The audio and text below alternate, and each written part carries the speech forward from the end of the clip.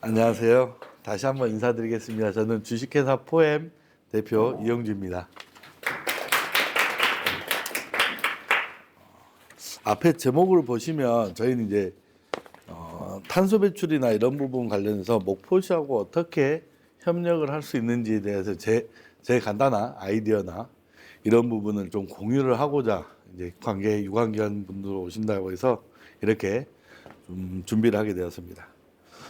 이제 친환경이라는 거하고 탄소 중립, 엄청나게 많은 용어들이 있어요. 근데 뭐 각각 법전을 해석하는 것처럼 해석하는 방법도 여러 가지입니다. 그래서 뒤에 조금씩 보시다 보면 이런 것도 탄소 배출을 저감할 수 있는 기술이 될 거구나라는 그런 기술이 될 것 같습니다. 우선 좀 소개를 드리면 저는 우선 원전에서 원래 석사를 하고 원전에서 일을 하다가 철강 산업에서 한 10년 정도 넘게 있다가 회사를 설립하게 됐습니다. 그래서 현재도 지금 뭐 전남 여기 정성수 대표님도 계시지만 전남에 투자회사도 같이 하나 하고 있고 기업들이나 좋은 아이디어가 있으면 투자도 해주는 그런 역할도 하고 있는 상태입니다.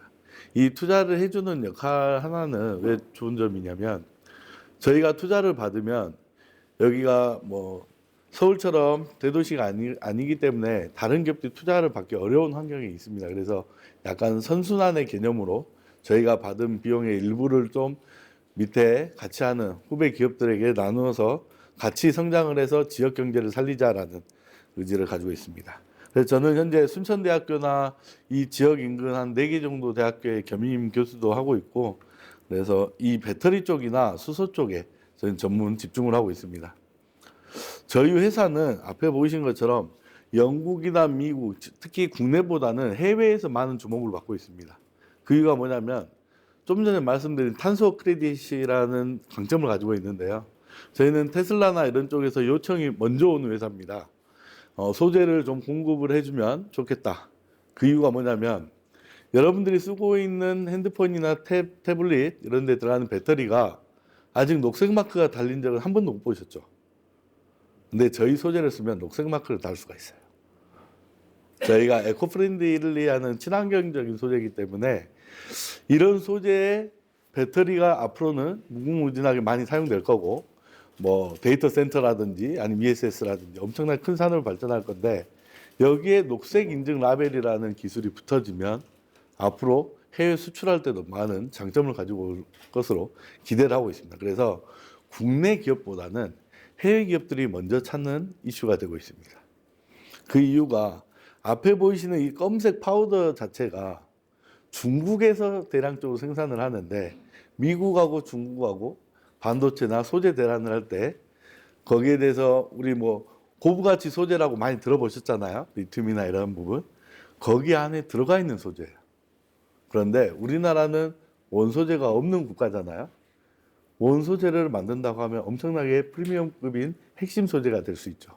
그래서 이런 부분을 저희는 대기업에게도 공급을 하고 있지만 뭐 학교 기관에도 하고 있고 해외에도 지금 현재 수출을 준비하고 있습니다. 그래서 영국, 트리키에, 미국, 호주 이런 데서는 저희 공장을 좀 작지만 저희 벤처회사지만 작지만 직접 오셔가지고 같이 하고 싶다. 그래서 올해부터 같이 이렇게 협력을 하게 되었습니다. 우선은 제가 저희 회사를 소개하기 전에 재밌는 얘기를 하나 해드릴게요. 식사도 하셨으니까. 이게 아이디어라는 게 쉽게 나오진 않습니다. 그런데 어떻게 보면 쉬워요. 제가 예를 하나 들려드릴게요. 횡단보도에 숫자 많이 보이시죠? 숫자도 초등학교 6학년, 경기도에 사는 초등학교 6학년 친구가 깜빡깜빡 거리는데 이걸 건너 말어. 그래 건널 뻔하다가 친구가 사고가 날 위험도 생기고 하다 보니까 숫자를 달면 좋겠다 라는 그 아이디어 하나입니다. 이게 여러분이 생각하시는 딱 이 주제하고 맞는 도시 체감형 그리고 도시에서 나올 수 있는 가장 직접적인 아이디어였습니다. 근데 그 아이디어가 수백억 대에 팔렸습니다. 그 잠깐의 작은 아이디어가 세상을 바꾼 거죠. 그 예로 또 하나가 들어보면 최근에 나왔었죠. 급발진 사고가 많이 일어나는 자동차 이슈가 들어가기 때문에 급발진이 많은데 거기에 왜 블랙박스를 앞에 정면만 찍지? 발 밑에를 찍으면 급발진이 아닌지 바로 할 수 있잖아. 라는 아이디어는 여기 바로 우리 위에 있는 여기 이 지역에서 나온 겁니다. 지역에서 그것도 초등학교 5학년 친구가 아버지 차를 보고 아이디어를 냈습니다. 그것도 수백억 대에 팔렸죠. 그만큼 아이디어는 우리가 체감하는 인근에 있습니다. 쉽게 말해서 산업에서는 이런 말을 합니다. 이 세상에 없는 기술은 없다. 그리고 없는 기술은 지금 현 시대에 이루어질 수 없는 그런 상태거나 미래 지향적인 그런 상태다라고 얘기합니다. 그러면 우리가 재밌게 아이디어를 생각했을 때 쉽게 내 주변에서 우리 주변은 내가 생활하는데 뭔가 어려움이 있으면 그걸 어떻게 편하게 해소할지가 하나의 아이디어가 되는 겁니다. 그래서 너무 어렵게 이 주제를 보지 마시고 간단하게 좀 재밌고 즐겁게 한번 봐주시면 될 것 같습니다. 저희 회사 아이템도 엄청 즐겁습니다. 왜 목포, 완도 이쪽 지역과 상권과 매칭이 되냐면 앞에 보이신 것처럼 김이나 미역 다시마 그리고 콩컵이라고 하는 옥수수대 이런 부분을 리사이클을 해서 쉽게 말하면 업사이클링이죠. 업사이클링을 해서 이 전도성 블랙 파우더라는 소재를 만듭니다. 좀 어렵게 들리겠지만 왜 이게 또 지역 상권과 연계되는지 말씀을 드릴게요. 이쪽 해안가에는 엄청나게 많은 김수출 기업들도 있고 다시마를 생산하는 기업도 있습니다. 그런데 세척하고 남으면 파지들이 생겨요. 근데 파지들이 좀 큰 기업 같은 경우는 일주일에 한 1,000만 원 이상 돈을 주고 버립니다. 우리 음식물 쓰레기 버리는 것처럼. 그런데 앞으로는 육상에 매립할 데가 없습니다. 그런다고 그것을 동식물의 사료로 쓰기에는 하는 사용률이 1% 미만도 안 돼요. 그러면 여전히 돈을 주고 버리든지 몰래 밤에 바다에 들어가 버려야 돼요.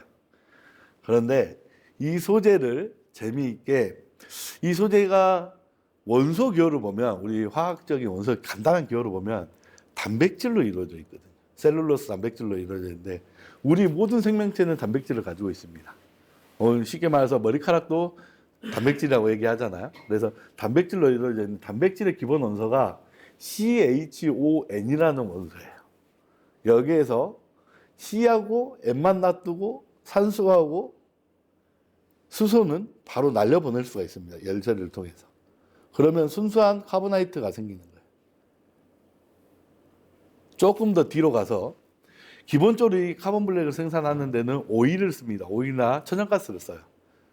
우리 뭐 시골집이나 이런 데 가시면 나무나 이런 부분을 연소를 시키면 위에 그름이 생기잖아요.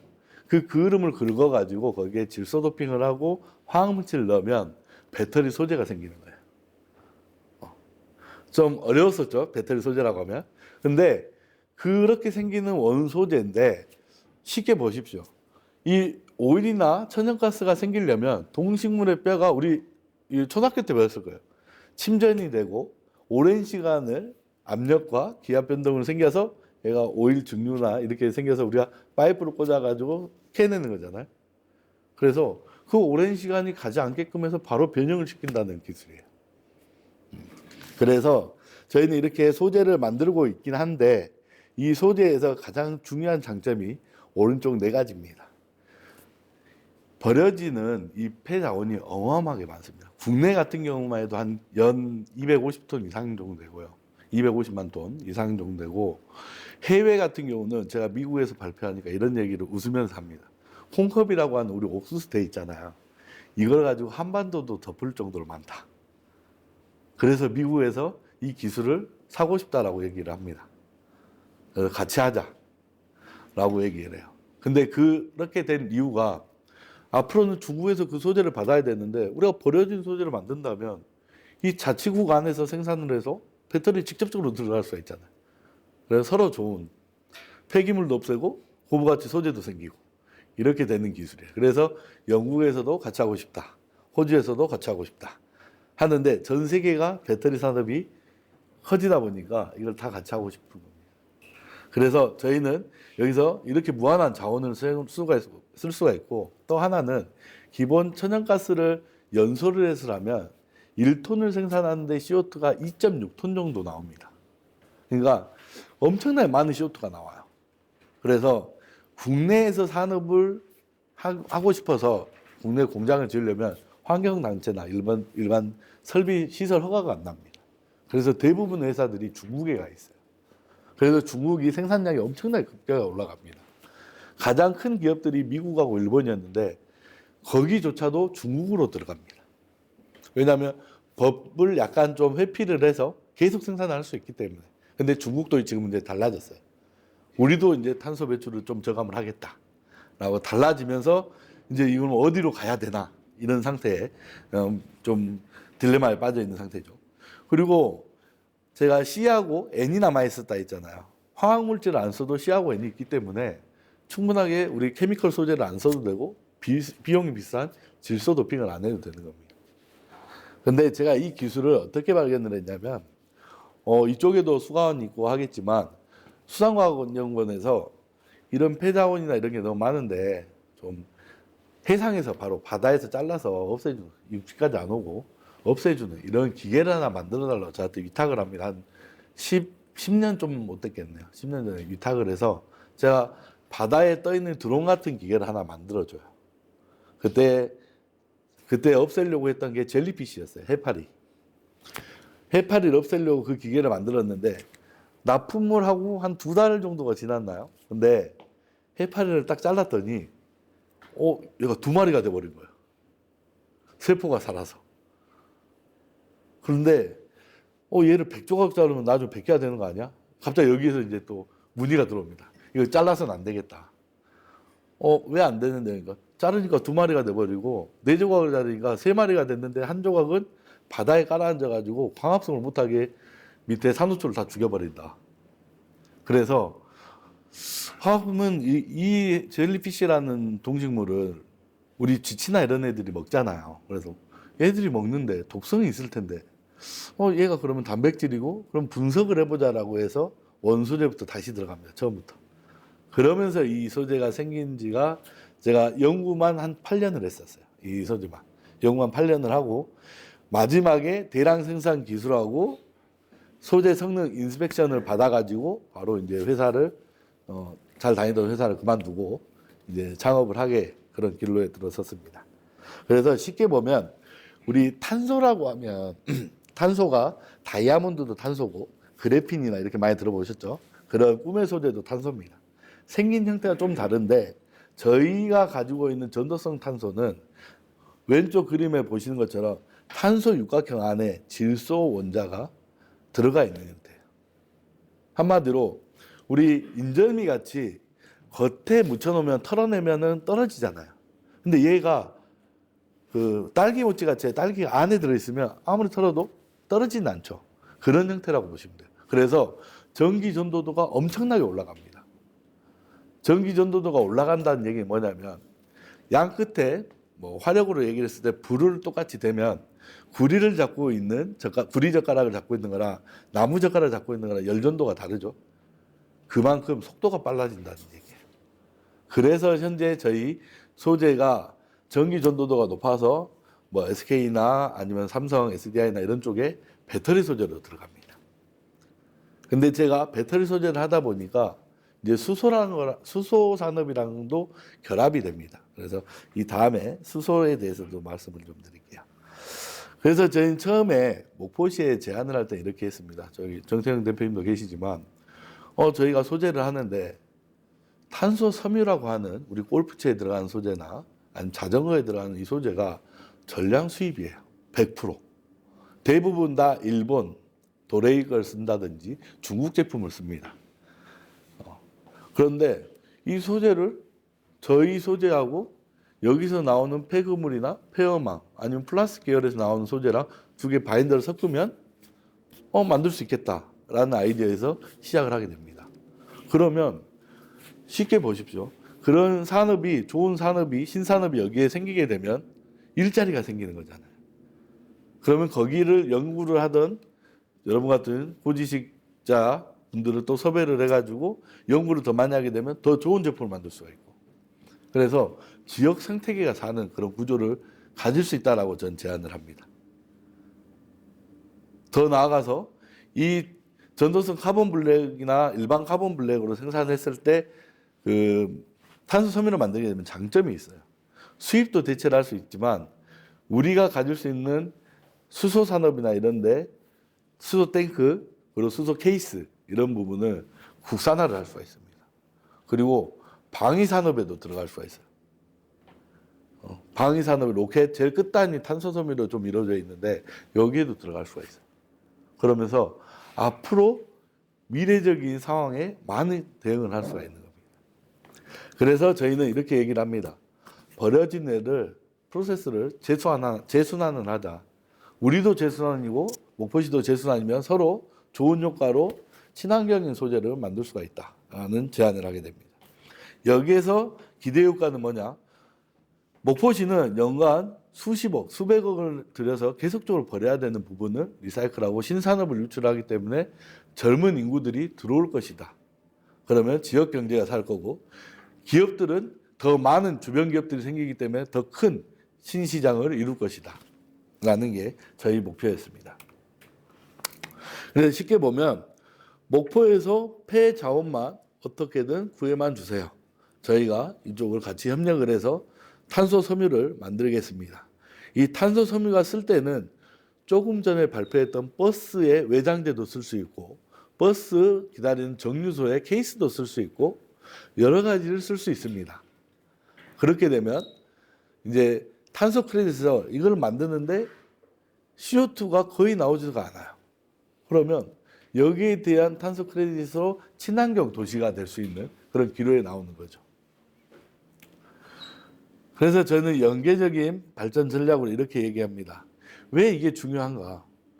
전라남도에서는 배터리하고 수소 산업의 기초적인 원소재부터 해서 얼라이언스를 이루겠다라고 합니다. 그런데 원소재가 없는데 어떻게 부품화를 할 것이냐? 계속 수입만 하게 되면 의존을 하게 되면 이 수입을 만약에 못하게 됐을 때 이게 19년도, 21년도 그 다음에 최근에 트럼프 정부가 새로 출범했을 때 딱 3번 정지를 먹었어요. 그러니까 국내에서는 소재를 못 사니까 단가가 계속 올라갑니다. 현재 지금 100만 원 정도, 킬로그램당 100만 원 정도 하던 게 한 160만 원에 거래가 돼요. 그러면 배터리 가격이 계속 올라가는데 차 한 대 만들 때 배터리가 약 한 4천만 원 정도 판매를 합니다. 근데 이게를 8천만 원에 판매한다 그러면 아무도 안 사겠죠. 아무리 정부에서 지원금을 준다 해도 그렇게 됩니다. 그래서 이런 부분에 기업들이 있을 때 협력을 해서 좋은 시너지를 낼 때 지방정부에서 좀 도와주면 활력소를 얻을 수 있다. 그러면 이 유관, 대학, 산학연, 대학이나 이런 부분에 좋은 인력들도 같이 해가지고 좋은 시너지를 더 낼 수 있다라는 게 저희 아이디어였습니다. 그래서 해상풍력이나 이런 에너지원이 나오는 것도 ESS나 데이터 센터나 이렇게 다 연계가 되겠지만 기본적인 밑에 베이직인 메타리얼부터 해서 우리는 조금씩 성장을 하겠다라는 게 기본 개념이었어요.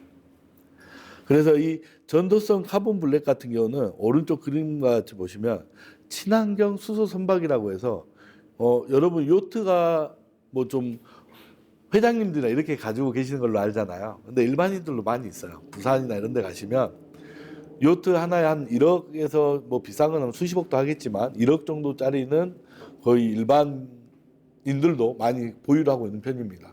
근데 이 엔진을 쓸 때 이 엔진에서 CO2가 또 많이 나와요. 자동차랑 똑같이. 근데 얘를 배터리나 혹은 수소연료 전지라는 그 수소를 넣어서 발생하는 전지를 사용하게 되면 효과가 좋습니다.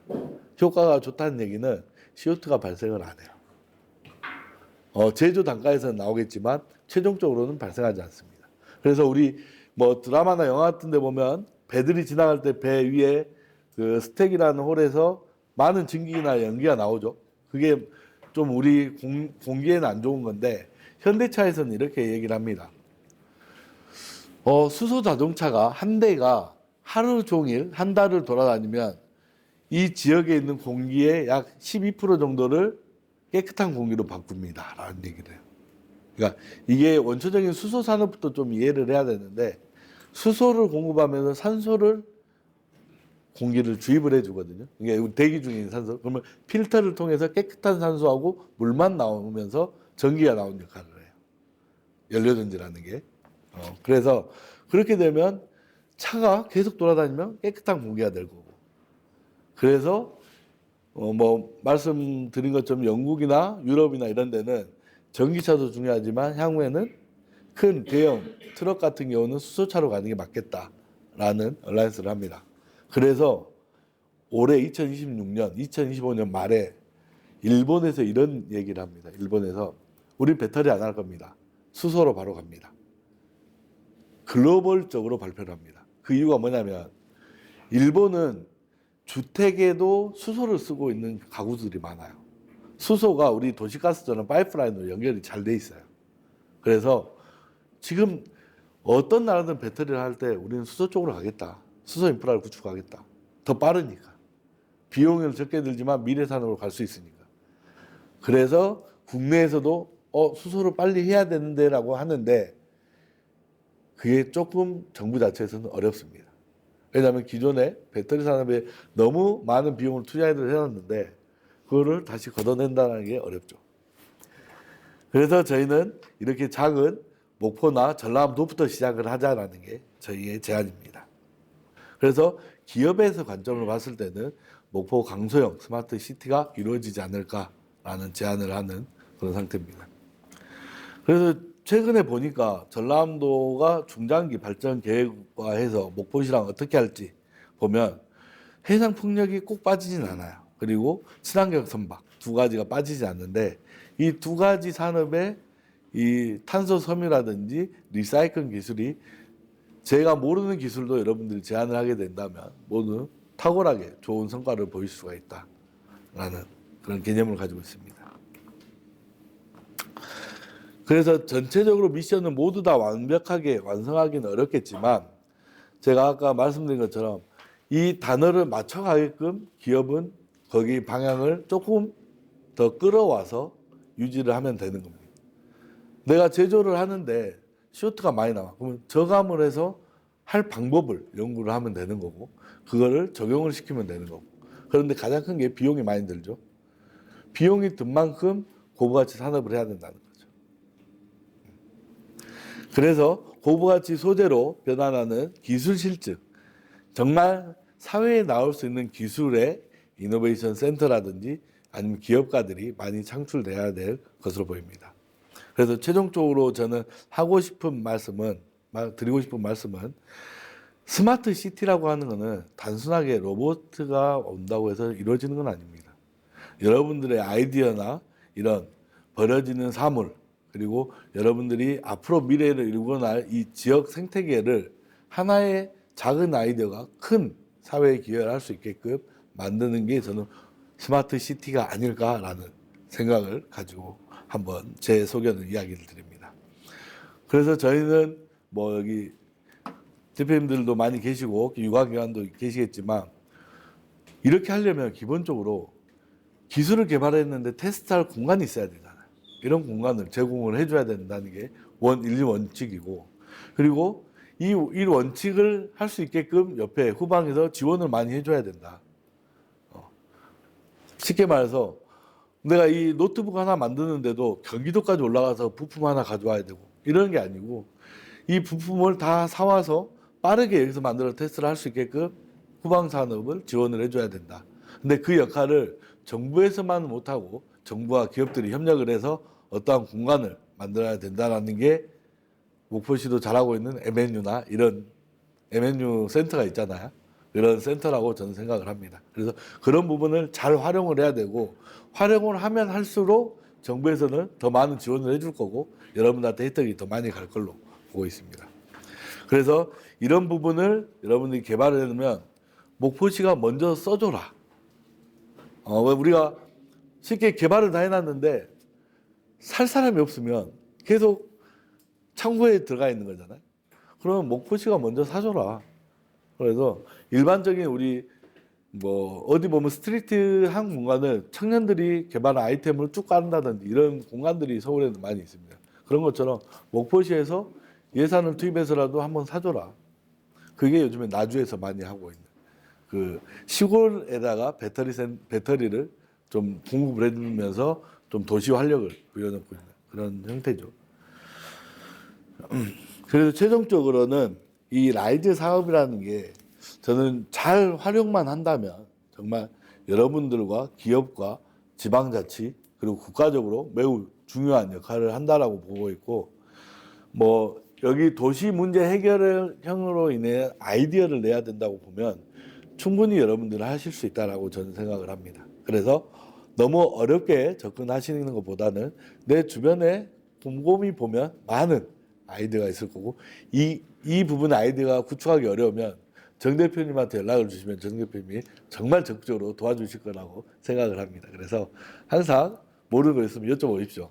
그러면 향후에 갈 길에 밝은 빛이 보일 거라고 저는 생각을 합니다. 그래서 저희는 이렇게 얘기합니다. 글로벌 가서도 재활용, 리사이클 이걸 통해서 미래 선도 기업으로 가려고 많이 준비를 하고 있었던 저희 포엠이었습니다. 이렇게 좀 긴 시간 좀 이야기를 들어주셔서 너무 감사하고 질문 있으면 질문해 주시면 제가 답변을 좀 해드리도록 하겠습니다.